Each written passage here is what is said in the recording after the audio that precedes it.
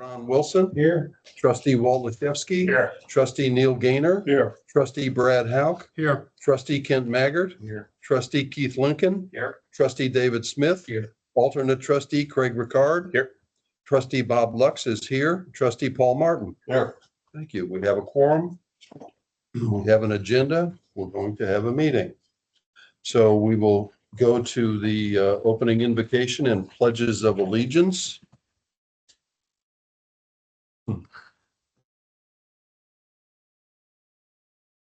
Heavenly Father, we come to you today as an assembled body. We humbly request that you bless our meeting, our community, and our nation. Help us to work diligently, always for the common good and in the best interest of those who we have been elected to represent. Guide us to be insightful and prudent in our intentions, visions, plans, deliberations, decisions, and their fulfillment. Work through us to provide a spirit of welcome to all in attendance, to engage in respectful and thoughtful dialogue and discussion with understanding, wisdom, and humility. Amen. Amen. If you wish, prior to reciting the pledges of allegiance, please take an additional moment of silent prayer or reflection in the manner of your preference.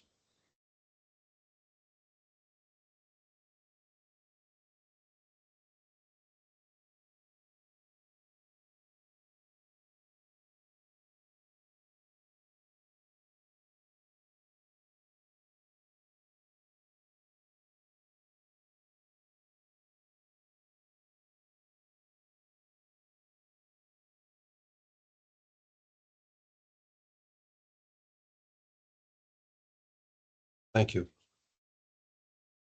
Pledge of allegiance to the flag of the United States of America.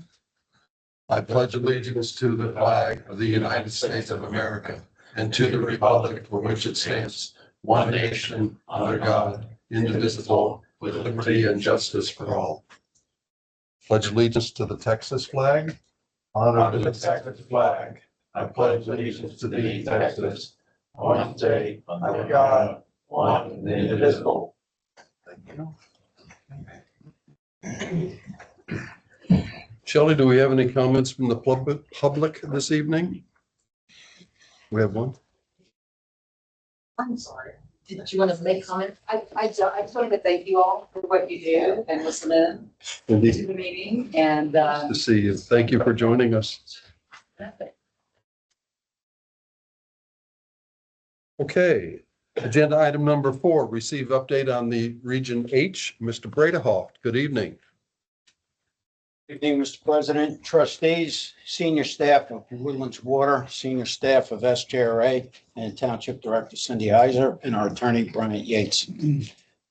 We had our meeting on October 1st, and the Region H board did approve the final draft for our 26 plan, which is in the planning cycle, was our 6th planning cycle. So we approved it on the 1st, and it's in final. We're going to tie it up, make sure all the I's and T's are done, and be down to the Texas Water Development Board before the 20th of October. As you know, all 16 regions, they take that plan, Texas Water Development Board receives it, packages it up, and that becomes the state plan for 2026 for the next 5 years. So we did complete the 6th planning cycle. Other events that we took place at the board, we did some administrative work to kick off the 7th planning cycle, which will start January the 1st, and that will be working on the plan for 2031. So the next planning cycle will be a 5-year planning cycle. We want to thank SJRA for agreeing to continue to be our host of the Region H quarterly meetings, and also the administrative support we receive from SJRA. So it's a good team effort, and we like the meetings there. The other administrative thing that we did is we worked on our budget for our budget application that has to be presented to the Texas Water Development Board for the 7th cycle.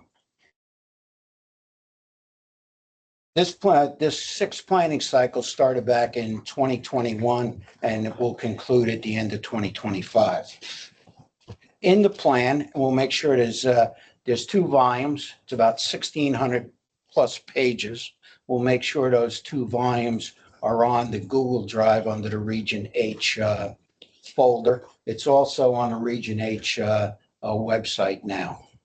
And the volume 1 contains 10 chapters, just to give you some idea of the chapters. There's first an executive summary. It's about 21 pages. Chapter 1, for example, describes the region. So it's kind of a history, how the region was built and all things important to the region. And it has some other chapters in there, like, for example, chapter 3 is the current supply on water. Chapter 5 is a very interesting chapter because that's the water management strategies that are part of the plan. And included in there are conservation strategies, which are always near and dear, especially to the Woodlands, since the Woodlands is really leading in conservation over many years. Chapter 7 is, I think, near and dear to Director Gaynor, is about drought response. So there's a separate strategy on drought. So those are some of the main chapters that are in the plan.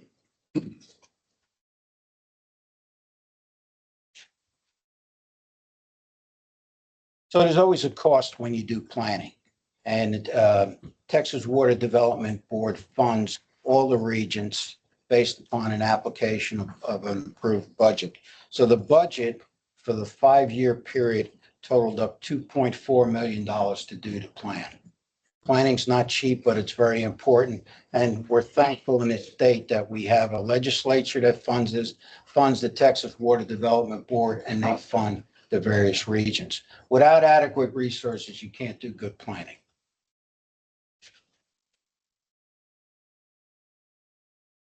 And then, like I said, we're going to kick off the 7th planning cycle, which starts in January.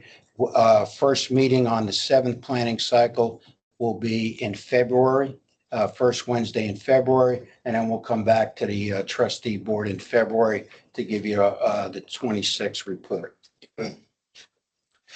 Now, David Smith had a question last meeting, and if I recall the question correctly or stated correctly, David had a question on the groundwater management area. Why is that part of the plan? Well, when the state first started out in the legislation, they had what they called was interest categories.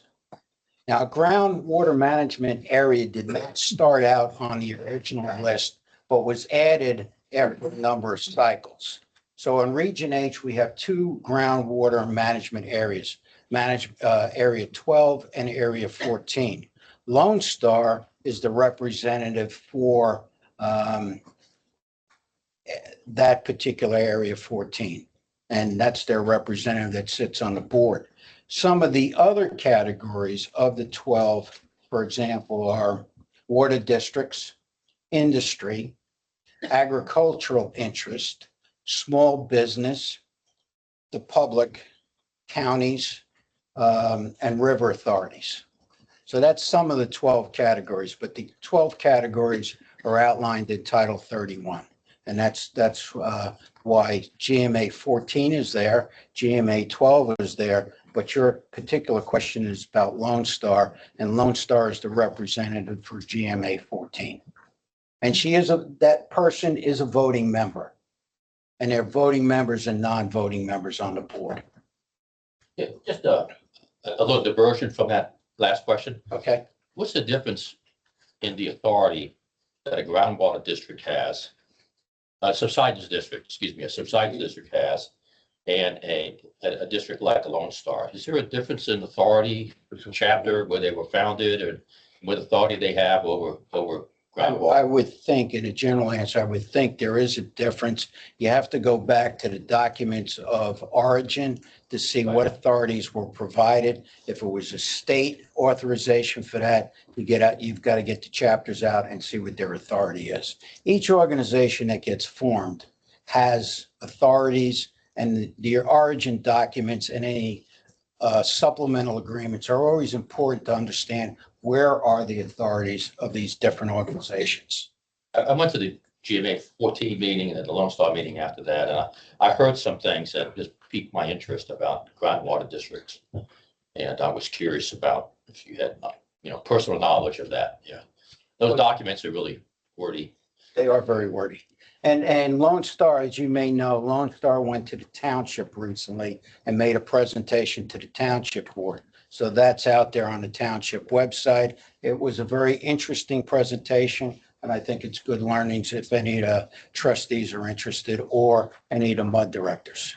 I went to the Lone Star, not Lone Star, SJRA board meeting. They gave the same presentation. I suspect. I don't want you to think I forgot about your question, but I thought it'd be appropriate to bring it back to the full trustee board. And that's my report, sir. Thank you. Any further questions for Mr. Bradehoff? Thank you, sir. Have a good Appreciate evening. Okay, that brings us to agenda item number 5. Ms. Diaz is not here. Do you have an update on Region 6? He's unable to attend due to a meeting conflict. I don't have an update at this time. Okay. All right, that brings us to the consent agenda, pages 1 through 14, it appears. Move to accept it presented. Update, I was absent. The last trustee meeting shows I'm present. Okay. Thank you, trustee Lincoln. You can come down to the absent category with me. Could I ask 2 questions on page 3? On page 3, Yeah, Fred? number 12, item 12, says the details of the settlement will be included in the meeting minutes. I don't see them in the meeting minutes. We can, they're in here, in the folder that they signed. Okay, These are the meeting minutes. I thought these are the meeting minutes that we were approving. These are the ones, yeah, they're being approved. And then it says, we keep these on file. Okay, So So- I think it'll stay with these. so if I go online and look for, if I pull the meeting minutes, I'll see that document. Well, it says, I mean, the meeting minutes says that settlement details will be included in the meeting minutes. I mean, I don't care if you put them out there. You can just strike this sentence from the minutes. You see what I'm concerned about? Hey, Brad, this came up in our MUD, so correct me if I'm wrong. So when you do an edit in a meeting minutes, right? It doesn't necessarily appear here, but it appears online, right? So if you want to see what was eventually published from edits from last meeting, yeah, you can look online and they'll have that. Am I right, Eric? Yeah, that's what you have to do. There's some confusion in my MUD meeting about that recently. How that straightens it. I'm with you. We're talking about the. Perhaps you could word it a little differently, huh? Yeah, I mean, I think it's up to the board how you want to handle it. I mean, of course, we talked about this many times. Meeting minutes are just to record action of the board. Anything over and above that is discretionary. So, this obviously is not action by the board, so it's discretionary. So if you want to include the PowerPoint as part of the minutes, essentially as an exhibit, then that would be included with what's uploaded online, or to Brad's point, you either strike it, but it's got to be one or the other. I mean, you can strike it, but legally it's not required. Right, yeah, I don't care. I just want to be consistent.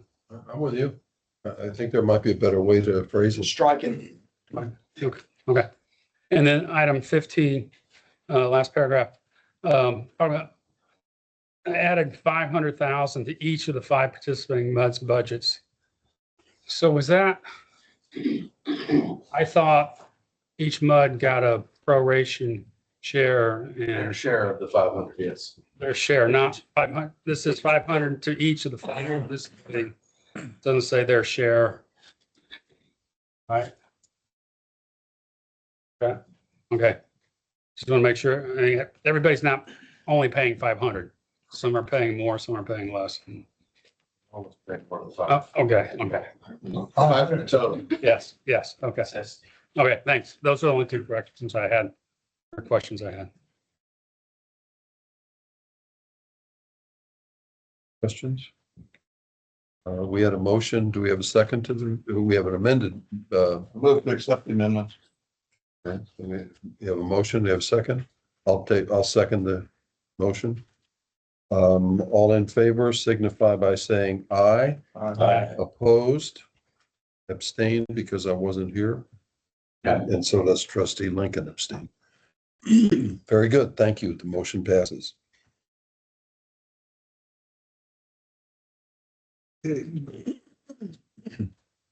Pardon me. Okay, that brings us to our regular agenda. Item number 9, receive the regular monthly SJRA Woodlands Division report. Chris Meeks, good evening. Good evening. How are y'all? Thank you. And you? I'm doing well. Let's keep it that way, right? My report this month, of course, is in your packet. It's kind of short. Do want to bring up, I don't know what page it is on your packet. But the Woodlands Division Monthly Operations Report, if you go to the wastewater page. which is One one- more. What's that? On one, On one? if I got some questions. All right. Well, I just want to bring up real quick, if you notice on the graphs itself, the flow for September 25 on all 3 of the wastewater plants have an uptick in it. That was due to a calibration error on the effluent flow meter. So the tolerance was set to plus or minus 50% instead of plus or minus 1%. And so that was identified during the month, corrected during the month. However, it did actually go through the facility, so we do have to report it. So no violations, just we noticed the uptick and said, what's going on? It's not plant 2 didn't gain 1 million gallons of flow overnight. So calibration issue and everything else is good. So what got reported? What actually went through. So So it's more than likely that, previous month's number. no, what got reported is what you see here. So for plant 1 is a 3.53 because they calibrate them at the beginning of September. And so September was reported as you see here Reported to the state, to the state. so you don't correct that. We can't correct it. We don't know what it was, right? We know the margin of error was set to 50%, but we don't actually know the flow that went through. So there is no We're confident violation. it's, well, you look at these upticks, every one of them, every plant has got an uptick. Right. So that was my question. Obviously, there's either a calculation problem or AI put 25 days in September when they got the average or something. Yeah, so staff did catch it pretty quickly, but a few days did go through and it did raise the average. So did report it, no violations. So it's all been correct. Did you rescale those charts so that the 2-hour peak is on a different scale than average flow? Yeah. Because average flow is, Yeah, we'll move average day to the other axis and be all right. yeah, it's really hard to tell any change month to month. Looks like they all look like straight lines almost. Pretty much is, but I understand your point. Yeah, we can do that. Then I got a second question. Last time you had a nice table of all the numbers for a year at the bottom. This is last month and you had a table that's got 12 months of flow, 2-hour peak flow, chlorine, coli. That was last month, which is the first time I've seen that, which is real handy because it's got the actual value numbers. Right. And it's not on this month.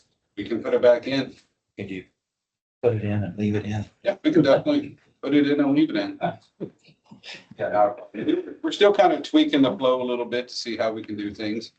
Make it easier, give you all the information, the trend data you can look at like that. So if that's useful, no problem. We got the data. We'll put it back in. That way you don't have to estimate from that graph, as Brad points out, that it's pretty tough. But anyway, this was really handy for me to see actual value numbers per year, which, as I pointed out, wastewater treatment plant 1 is still 3 million gallons a day. Tremendous. I wanted to point out the uptick, just to let y'all know. Thank you. That's all I had. Any other questions? Hearing none, thank you, sir. That brings us to agenda item number 9. Agenda item number 10. Discuss and or act on the waterline renewal plan. Chris Meeks again, please. Yeah. You know how you wanted to handle this? It's pages 29 through 31, So and plus the new maps that were provided. add some additional maps. These are draft. Before you start looking at the 3 single handouts, if you don't have them, let me know. We can get them to you. These are drafts just to kind of show you the rough intention, but briefly, I'm going to go through the memo that we included in the packet. And so after going through and hearing the questions, clarification questions, answers, so on and so forth on the water lines for the past 2-3 months, what we are proposing is a change in how HDR recommended to do going forward, as well as a change into what we originally recommended. And so what this memo is stating is, one, we're going to continue doing opportunistic testing. So if you have a water line break, we have a tap or something, it's on AC pipe, we're going to pull a sample. We'll probably pull PVC as well, just in case we need it at some point in the future. Collect those, depending on how many we have, once, twice a year, we'll send them to be tested, get that data, and just kind of evaluate as we go. So once, we'll do that every single time. Once a year, we'll bring that data back to y'all and say, we've had this many breaks in these locations, this was the testing results. So we'll do that every year before we're proposing. Second item is that we do a formal assessment, maybe not as intrusive as the one we just did, but a scaled down version every 5 years. So like we did the one that we just did, right? And that's going to set forward the projects hopefully for the next 5 years. Then 4 to 5, maybe 6 years from now, we redo a scaled down version of the assessment to determine what lines, if any, need to be done over the next 5 years. Right, so you get more data and everything else. Plus, if you do condition assessment testing at that time, you can treat the one you just did as a baseline to see what a degradation would be over 5 years. So next one we're recommending is in 2030. Then we get to the tiers of the projects. So what we're recommending is tier 1 is completed, town center is completed as is, as y'all approved design back in August. Run through, finish design, move to construction. Woodlands Parkway, I'm going to flip between the front page and then the next page. With the Woodlands Parkway line, what we're proposing is to make a slight modification. So if you flip to the actual picture itself, we're proposing to do the main line that is not in the little bubble cloud. That will be the project that we're looking to do. The lines that were recommended that are in the little blue clouds, to not do those at this time, but to monitor them. And so if design starts for Woodlands Parkway in a year, and by some chance, one of these clouds have 10 breaks in a year, we may come back and say, we recommend doing that one segment, but not the other 2. But if there's no breaks in these, then we're just going to continue monitoring it, just like the opportunistic testing on the first one.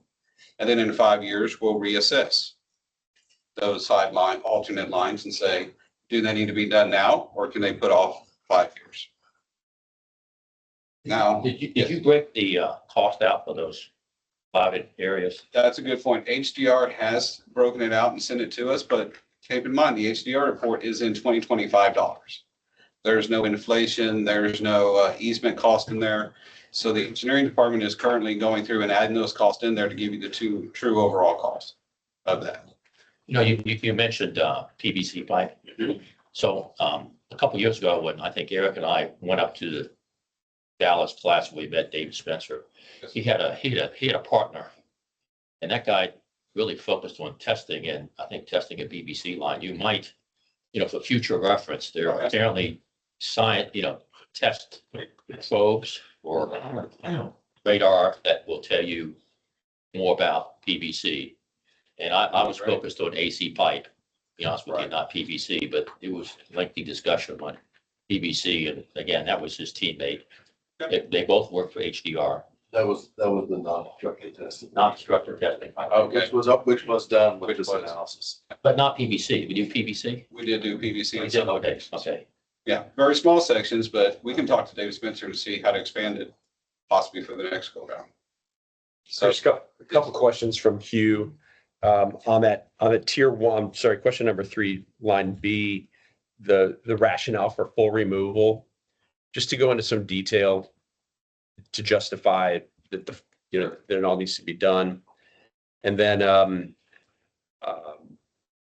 some of the drivers, he mentioned some of the optics, like if you're already digging it up, you're disrupting traffic, and I think he wants to get a lot of that feedback as you're going down. I think you already answered that, but to expand, reasons, costs, does it make more sense to just do it all at once? Yeah, there will be a cost savings right now, but over the long haul, there's going to cost more money if you break these out, right? But the thing is, when you start looking at these lines, and I think that was talked about on the September 16th call, when you start looking at these little sidelines here, there's only one breaker zone. And it usually only around 100 foot, 150 foot actually was considered the problem area. And the rest of it was not considered to be an issue. And so when you're looking at that and the affordability of these projects and moving forward with it, it seemed to make sense of, okay, you got most of the breaks here, cover this. Maybe that last break was in 2010, it hasn't broken since. Maybe it doesn't make sense right now. But over the next few years, if it breaks 3 or 4 or 5 times, and it's trending, upward and needing to be replaced, that's when you move to replace that. So when we had a discussion, Ed said that he'd want to go 100 feet at each intersection. Yeah, Correct. so then if you look at, the Terramont, or the other Players Road, if they begin to break, you might want to continue along that whole road. At the time, just, put the 100 feet on each side so you don't have problems later on. That helps with traffic problems Yeah. in the intersections. If you just get out from each direction from the intersection, then you can pick it up later. Contractors aren't moving their equipment in and out, being smart about doing it all at once. And one of the other concepts, so this, what Chris is proposing is kind of the philosophy that we've talked about and we agree on. The next steps after presenting this to the MUDs, y'all and the MUDs as well, is really giving extra concurrence with this philosophy to get these rough draft base and alternate split outs to be put into a 10-year plan. And I think that's where you're going to hone in on what the actual numbers are going to be. We don't have the numbers right now. We have a concept or philosophy of how to attack it.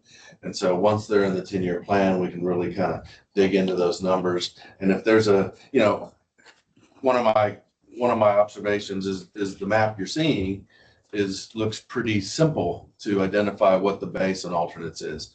But some of the other maps aren't as obvious, right? I mean, so but the same concept applies, is that we're going to try to get as much of the damaged or lesser conditioned pipe done as a base, and then continue to monitor those spurs or whatever you want to call them. And the way I think of it is, if we're doing let's just say project 2, which is Woodlands Parkway, and we identify to not do the spurs, when we go to project 3, we go back and look at the history of the spurs that weren't done in project 1 and identify whether or not to add them to project 3. And also look at the spurs of project 3 at that time, because keep in mind, project 3 is not till 5 years or whatever down the road. So a lot can happen between then. And of course, project 4, that might be in year 7 or 8. So again, a lot of time will have passed so that you can continue to monitor what's occurring in not only the base, but also the spurs or the alternates. So what my proposal would be is that when we put these into the 10-year project plan, is that we have different line item for the base project and the alternate project. So that number doesn't get lost. It may go away because we choose not to do it, but at least it's in there so you can see what the magnitude could be and know that that alternate could continue to be bouncing forward and not done when it's essentially aligned with the base. Does that make sense? At least you'll know both numbers. But going into it, we know that there's a base number that's our target. That's the target project, and we'll monitor the alternates. Yeah, and that's item number 4, basically. For tier 2 projects, do exactly what Eric just said. You're going to break the main line versus the sidelines. And for an example of that, that's where these other 3 pages come in.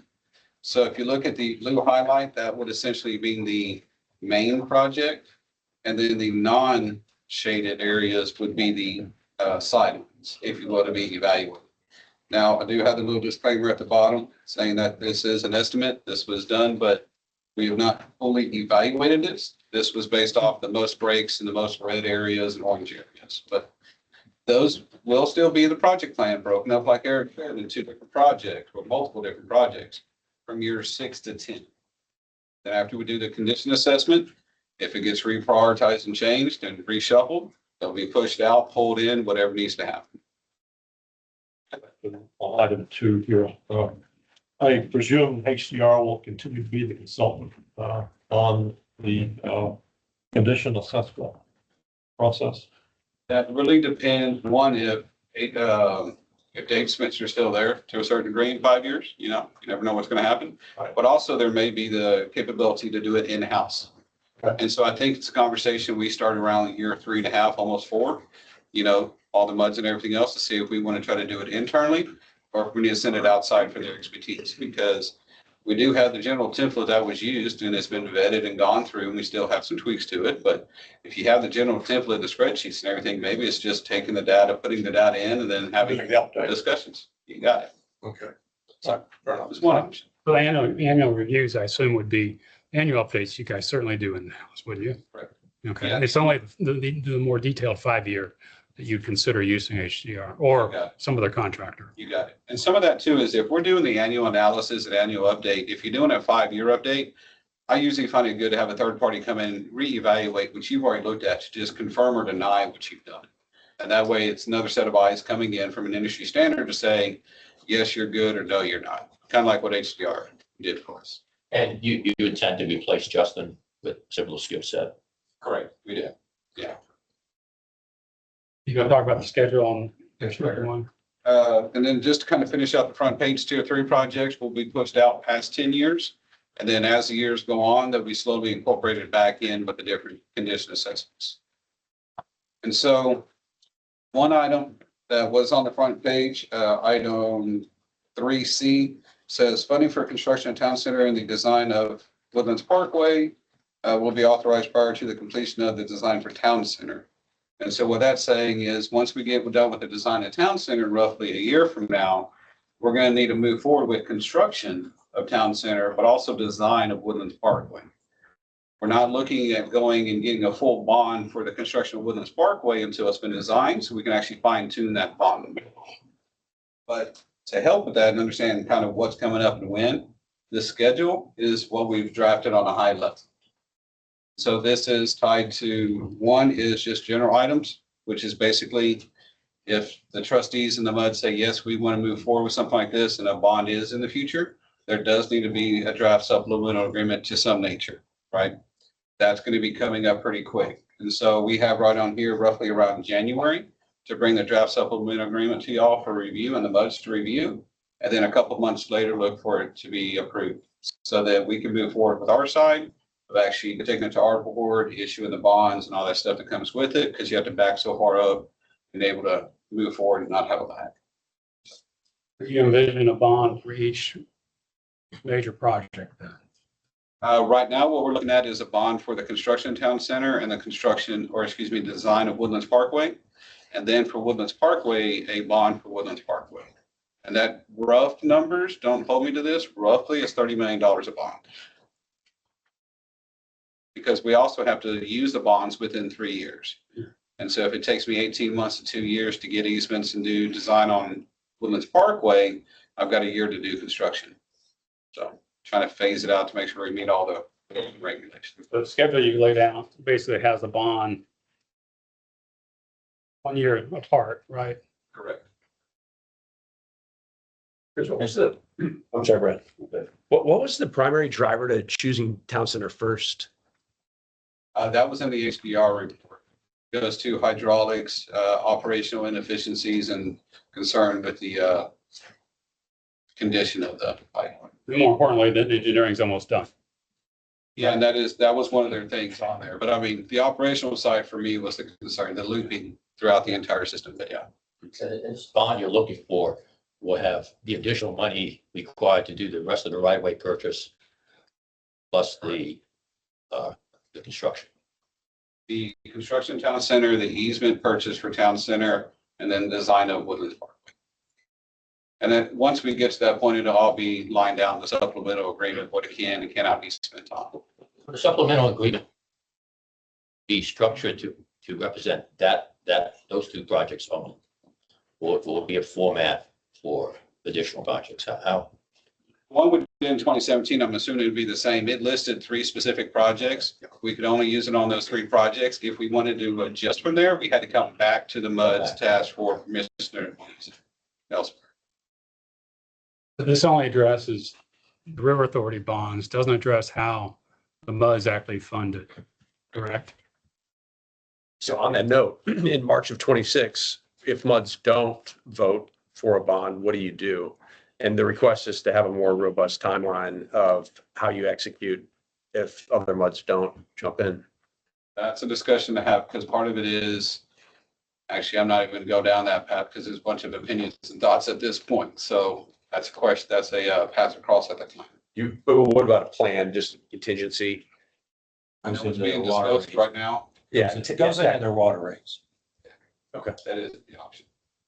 Default without a supplemental agreement is that it goes through on a cash basis like we pay for everything else. The result is a lot higher, water rates. Yeah. Right. So you're able to spread out the cost over the useful life of the project with a bond issue. So it has a lower impact on your rates. Either way, it's going to flow through the wholesale rates. To Brad's point, how the MUDs incorporate that increase in the wholesale rates, whether it's passed through in a retail rate, or if there's a way to generate more maintenance tax revenue, either through a rollback collection or what have you.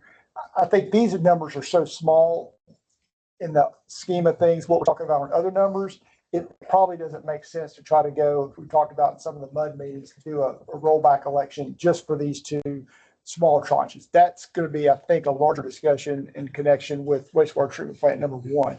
This is probably, for the boards to decide, but it's probably going to be, make the most sense to incrementally adjust the retail rates to incorporate what this debt service is.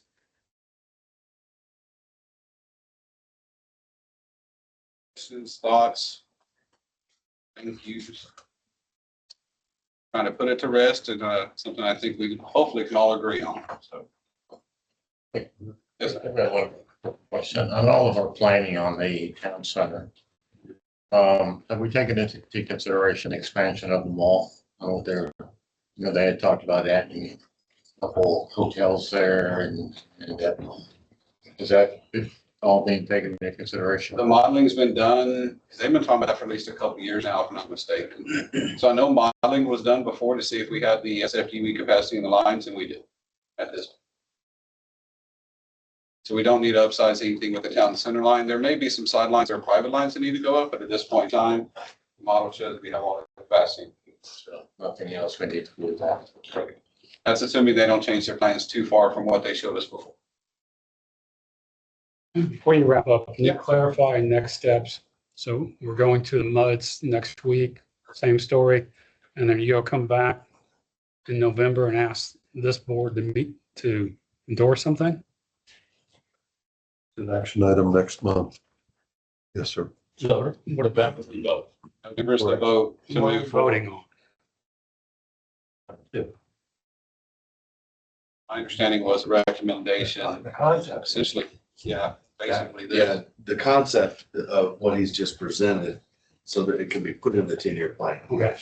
So there's no cash flow being voted on next month? No. Okay. I think So they've you're got gonna that be at the on MUD meetings? Well, to present. Yeah, that's why I looked at the schedule. That's, Cash flow. Yeah, because once it's on the 10-year, then we can do cash flow models and figure out what the impact on the customers would be. right. Thanks so much, guys. Good job.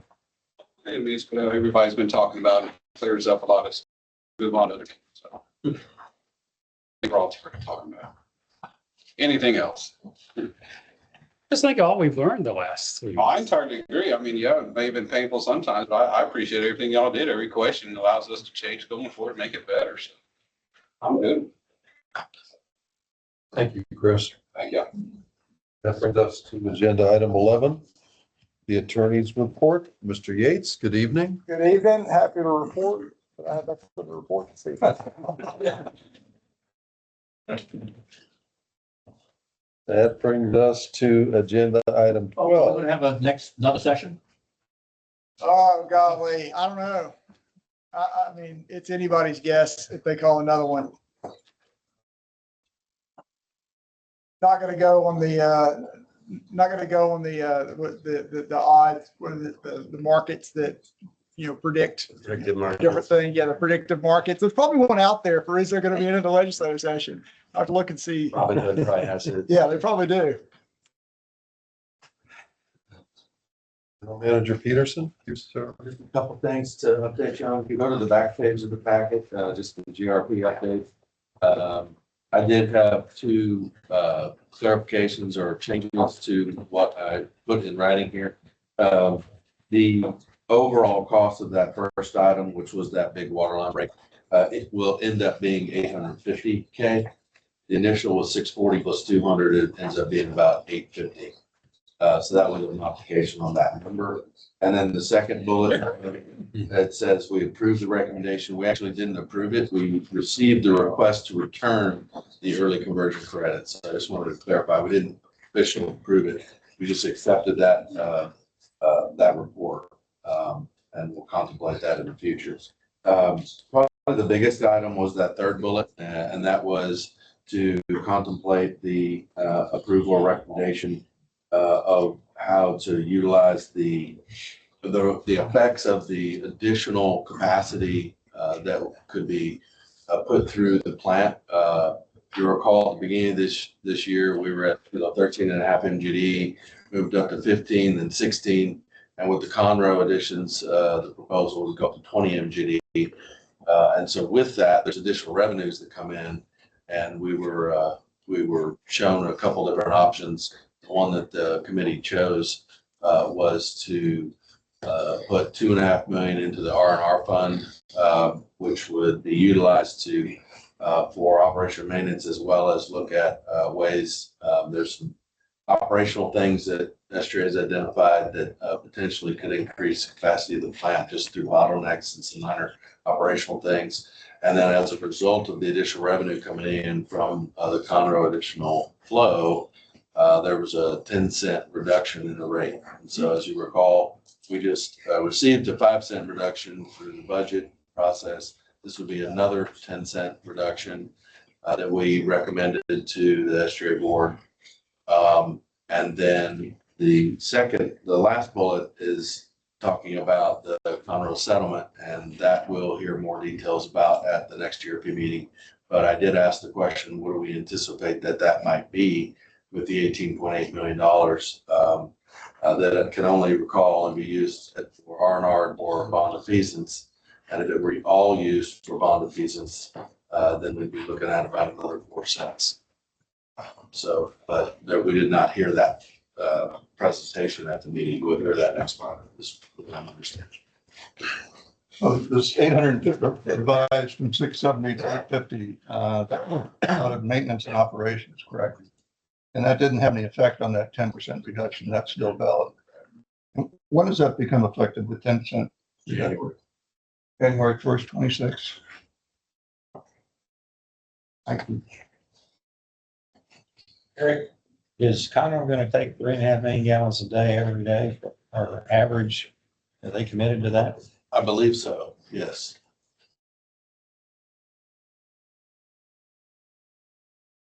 So Eric, I guess, I'm pretty emails on If they don't, we just.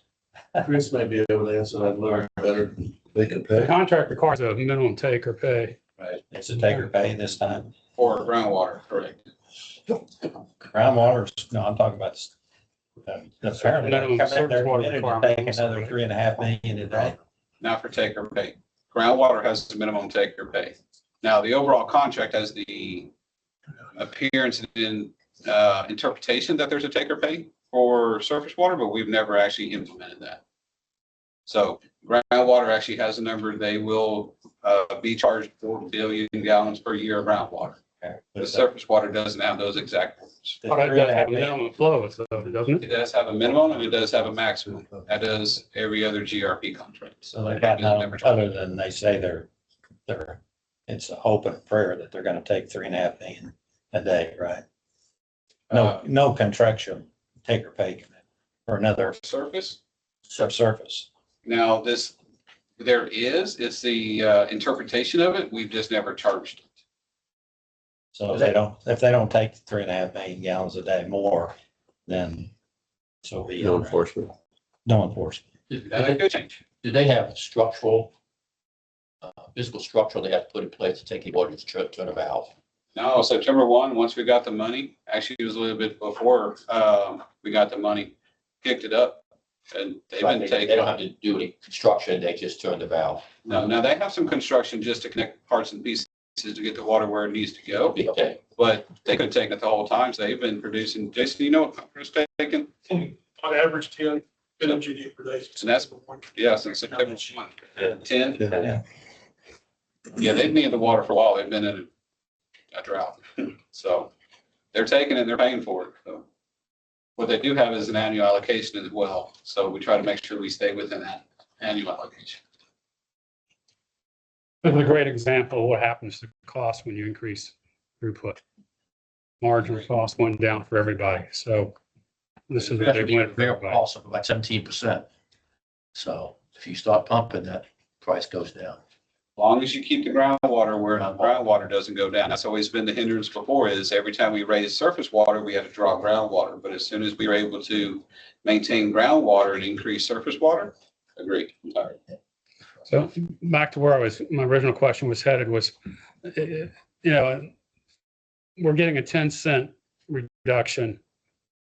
And at the same time, we're giving the River Authority $2.5 million that wasn't in their original budget. You know, the question is, we could receive another 10-cent reduction in rate and drop that 2.5 down to something like 1.3 or something. What drove the 2.5? I mean, I don't think we've seen explicit spending plan for the 2.5. And how do we decide that we don't want to have more rate reduction relative to spending for R&R? The easiest thing is just to jump in with part of it, because obviously I don't vote, explaining his thoughts. Our R&R fund is currently underfunded. And so after we replace the membranes, and it's right now, I think it's slated for like 7 million, 6 to 7 million. It's actually going to be somewhere right around 10 million. And we only have 5.3 million in the bank to replace the membranes. So there is that's currently published. If you look at the, That's a base case problem. now there's additional bottlenecks that are in the facility that we're talking about removing those restrictions to be able to produce a little bit more. But we're still discussing that. We do have that list. That study was done in January of 25, and it lists roughly $17 million in work that needs to be done. Do we have customers that want that extra capacity? There are some customers that do want some more capacity. Not the entirety of it, which is the biggest thing is, if you're going to move up in the plant in anything, I cannot do new construction with current fees. That's what General Manager said at the last review committee or board meeting. You're considering the bottlenecks, not new construction. There's currently a discussion to see what is considered new construction and what is not. Because like the membranes, for example, it is a maintenance project. So I have something that's broken, I need to replace it with something. Technology 15 years ago versus today, I get more capacity, easy enough. General thought is if I pour concrete and put a rebar in the ground, that's new construction. But if I add something to an existing basin, it's not new construction. You replace a motor with a bigger motor. Right. Sounds like wastewater treatment plant 1. And in a lot of cases, it's very similar, except plant 1 does not have attorneys involved. That's why it's taken. That was for you. It's just a lot of interpretations and going back and forth protecting. So there are some items. There's Ardura did the membrane capacity study, completed January of 25. Be happy to send it to Shelley. You can read through there. It talks about the bottlenecks. Within the first 10 pages, there's a good executive summary that runs through and tells you all the bottlenecks, potential costs. That's basically what's being used to say these are going to go into the project plan at some point. We need to get the funds geared up for that. So. I guess I know Eric's talked about this. Sounds like this body needs to begin to align on if we want more capacity for the Woodlands, we need to make that known and get in the queue. Otherwise, we'll be locked down. Meanwhile, our cash flow, we have a choice of getting rate reduction or funding debottleneck projects. If we're not going to take advantage of that debottleneck capacity, we'd rather have the rate reduction. If we want the rate, this makes a lot of sense. But I'd hate to see us drag our feet and other people step take the rate. And then when we raise our hand, they say, well, there's none available. So I don't know how, Eric, what's the timeline? You want to bring something back to us? That's why we started the disinfection by product analysis Yep. 2 months ago or 3 months ago, with the intention that the outcome of that will allow us to see what we're going to be up against. Because it's easy to say, sure, I want to be at 65, 70%. But if it has triggers of additional infrastructure that's needed, then we need to know that. And so that's why I want to know the outcome of that report so that we can be able to better give SGRA a request of where we want to be in terms of surface water percentage. But we've seen how fast Conroe has responded with their give me more, give me more. It's also good for us to know if you do have that intention, because right now we're trying to figure out who needs the water. Do we take the plant to 35 if we can, or 40, 45, 50? Where do we go? Have you asked for an analysis by the customers of the GRP to specify their summer versus winter rates? So if there's two ways to fill that plant up to 30 million gallons. One is to take more water in winter and less in summer, but you have to have wells to do that. So is there going to be an analysis that shows us that mapping to see what each customer can do in terms of leveling capacity, so we can get that other 50% or 60% back? Right, we're looking at that right now, because just of those, we look at everybody, or anybody who's interested in GRP, but we study that every year, May, more than ever, just because with Mud 89 coming on board, Mid-South coming back, we had to reallocate some of the summer peak into the winter. So like Woodlands, you'll receive a little bit more in the winter, a little bit more in the spring, less in the summer. And so we've done that analysis here and there. We're currently going through it because it may change the entire operational philosophy of the plant. Constant flow year round, there's problems with that. Maybe a seasonal fluctuation. Texas has 2 seasons, hot and hotter. So how do you move that around? So we are looking at it right now, just to see. What is it, 80, 89, and 90? When will their construction be done to connect to the system, Right now, GRP is still looking at, LAN's doing the actual modeling itself. They still have to go through design, so you've probably got 2 months before they go to design, maybe 3. But right now, we're trying to determine if they're going to put in the pipe, do we need to pay to enlarge it in certain areas so we can serve additional customers in the future? Don't want them to put in a 12-inch line, then 2 months later, Mud 99 wants more water, and we have to increase it to a 16-inch. So we're at the tail end of that. We have a couple more conversations. Hopefully within a month, we can have that answer in the report to Mud 89. They're about 2 years from taking. I forget the guy's name. I had a discussion with, I guess, a mud director in the mud adjacent to 89 and 90. And he indicated they may have an interest, but I forget the mud name. Maybe it was Southern Mud, maybe it was 94, Mud 94. maybe they. We met with Mud I met him 94. at- Yeah, we met with Mud 94. There's another one right next to 94, maybe 115. A lot of the interest right now is coming from that area, right around everything. Mud 99's approached us about to their other facility, so we're open to existing GRP participants. Anybody can come by. This kind of reminds me of the data centers. The utilities can't get the power to the data centers because it's all regulatory, so they need the cash. You almost want to put the cash in to build the capacity out in 2026 to feed all the expected growth. Yeah, but the problem with that is we have to have POs from those who want the water to get the cash to build it, because they can't use existing funds to expand what's going to be needed in the future. So it's a chicken and egg thing. So we'll figure it out. Thank you.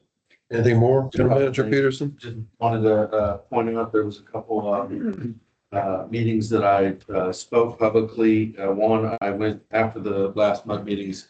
I went back to the township, gave an update to the township on the status of the dam project, that the 5 St. Gerda Muds had authorized the additional 500,000 for engineering, and that was moving forward.